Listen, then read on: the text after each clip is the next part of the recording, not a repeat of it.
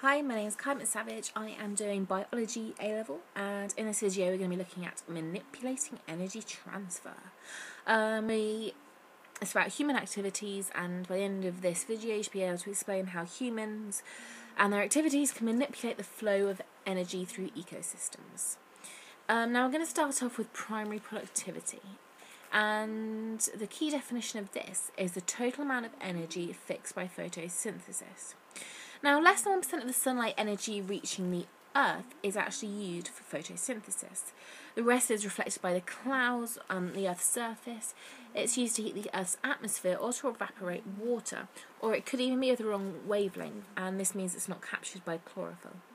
Now, the energy captured by leaves for photosynthesis is called primary productivity, and some of this will be used by the plant and lost as respiratory heat. The difference between primary productivity and R, which is respiratory heat, is a net primary productivity, shortened to NPP. NPP is the rate of production of new biomass available for consumption by heterotrophs. So if we're going to go over the key definitions again, primary productivity, the total amount of energy fixed by photosynthesis, the net flux of carbon from the atmosphere to plants per unit time. Net primary productivity, shortened to NPP, is the rate of which carbohydrates accumulates in the tissue plants of an ecosystem and is measured in dry mass. It's also equal to primary productivity take away respiratory heat loss, and it's the amount of energy available to heterotrophs in the ecosystem. Now, if we're going to improve primary productivity, now, when scientists measure NPP in the field, they find actual levels for crop plants are between 1% and 3%. Now, they can manipulate environmental factors and therefore can increase NPP, making energy conversion more efficient. This reduces energy loss and increases crop yields. Now, light levels can limit the rate of photosynthesis and hence NPP. Therefore, some crops are planted early to provide a longer growing season to harvest more light, and others are grown under light banks so they have a more constant source of light. Lack of water is also important in many countries. You can do many things to combat this. You can irrigate crops. There have been drought-resistant strains of plants that have been bred. For example, in North Africa, there's been a drought-resistant barley produced. There's also been wheat in Australia and sugar beet in the UK. Temperature is also important as it can limit the speed of chemical reactions in a plant. Greenhouses can therefore provide warmer constant temperatures for growing plants and therefore can increase NPP. Planting field crop early to provide a longer growth season also helps to avoid the impact of temperatures on final yield. Lack of available nutrients can slow the rate of photosynthesis and growth. Crop rotation, which is growing a different crop in each field on a rotational cycle, can help. You could also include a nitrogen-fixing crop like peas or beans in that cycle because this helps to replenish levels of nitrates in the soil. Many field crops, sorry my phone just made me really jump, many field crops are being bred to be responsive to high levels of fertiliser. If you're thinking about all of this, in the last one we looked at like limiting factors and pests such as insects, caterpillars, can eat crop plants. They remove biomass and store energy from the food chain, which results in the lower yield. You can spray with pesticides to reduce this loss. Some plants have also been bred to be pest resistant, or been genetically modified with a bacterial gene. In the USA, there's a new gene, which is a BT gene, and this confers resistance against bollworm and maize against corn borers. Fungal diseases of crop plants can reduce NPP. Fungi can cause root rot, which isn't great, which means that this reduces water absorption because of obviously the roots are rotted. They can also damage xylem vessels, which interferes with the water transport, damage foliage tubes, interfering with translocation of sugars, or damage flowers and fruits. Farmers can spray crops with fungicides. Many crops have been bred to be resistant to fungal infections, and potatoes, for example, have been genetically modified to be resistant to potato blight. Finally, there can be competition from weeds for light, water and nutrients, and that can also reduce a crop's NPP, because if you think you've got loads of different plants all competing for all of these different factors, farmers use herbicides to kill weeds. Next, we're going to look at improving secondary productivity.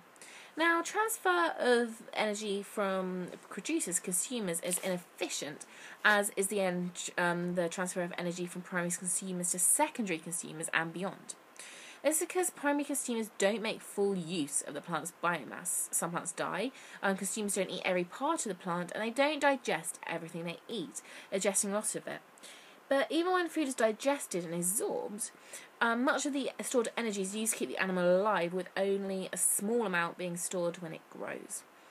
It is a small amount that only is available to the next consumer in the food chain. That's usually us, or usually the next one. However, it's still possible for humans to manipulate energy transfer from producer to consumer, but obviously this is something, this isn't natural, this is something that humans have done. There's one way that they do it. When you've got a young animal, this young animal invests a larger proportion of its energy into growth than an adult does. Think of it in human terms. Think how much a child grows between, say, the ages of a newborn and 10. Think how much they grow, and then compare that to between the ages of 30 and 40. There's basically no growth between 30 and 40, but there is loads between the ages of 0 and 10. Now, harvesting animals just for adulthood minimises the loss of energy from the food chain, so they haven't wasted as much, and they put more into growing, getting big.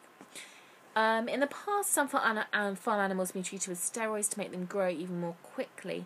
This increases the proportion of energy allocated to growth. This has been outlawed in the EU for many years, obviously, as it's hardly ethical. Selective breeding has been used to produce breeds with faster growth rates, increased egg production, increased milk production. If you don't know about selective breeding, it's basically, say if you had a chicken that produced loads and loads of eggs, and they're all, like, compared to the other eggs, they were like twice the size, they were brilliant. You would selectively choose that chicken and breed it with like a really good other one, and that means that its offspring hopefully would produce the same amount of eggs and the same size. Then from that offspring there might be one that does produce that many, and you would use that one again to selectively breed. Basically it's choosing the most favourable characteristics and to reproduce them. You get it a lot in dogs. People always want to breed their dogs like the best in show to get the best glossy coat and stuff, hoping that the parent will pass on their favourable characteristics. Animals could also be treated with antibiotics to avoid unnecessary loss of energy to pathogens and parasites. For example, if you think my animal's got like tapeworm or something, that tapeworm will be taking in a large proportion of the animal's energy and nutrients, which means that the animal will be losing this, it won't be gaining as much, however much it eats. So it could be getting thinner and thinner. The tapeworm side is like, whoa, party, loving this. But the animal isn't getting any of the food or nutrients that it needs to sustain a healthy weight and to survive. Therefore, if they're treated with antibiotics, they avoid unnecessary loss of energy to these pathogens and parasites. Mammals and birds waste a lot of energy walking around to find food. Oh my goodness. And keeping their body temperatures stable. So, the not as nice farmers and people in the world, they had to take approaches to this such as zero grazing for pig and cattle farming, which maximise energy allocated to muscle production, which is used for meat, by stopping the animals from moving about and supplying food to them so they don't have to go to get it, and keeping environmental temperatures constant. Obviously, that isn't the nicest approach to farming for animals, because it's like battery farming. Think of the chickens in the tiny cages. They can't walk, they can't move around. It's not nice. Now, although we could say that transfer of energy from producers to consumers is inefficient and grain can be used to feed humans directly as opposed to feeding cattle or pigs first, there are some areas where grain cannot be grown, but animals can exist. For example, sheep can live on mountainsides, but it's not the greatest place to grow some wheat. These areas are largely infertile and cannot be used to grow grain, but humans can eat the lamb produced. Many people do have serious concerns, however, about modern farming practices and animal welfare. Deciding where that balance lies between welfare and efficient food production is a continuous topic.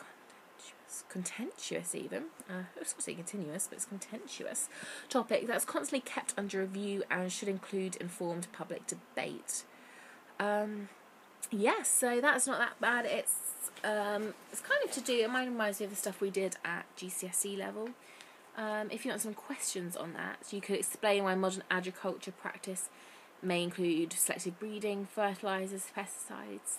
You could suggest which animals be more efficient to farm, and explain your answer. And after the animals, you could look at which would be more efficient, endotherms like birds and mammals with a constant body temperature, or ectotherms like worms, fish and reptiles whose body temperature varies.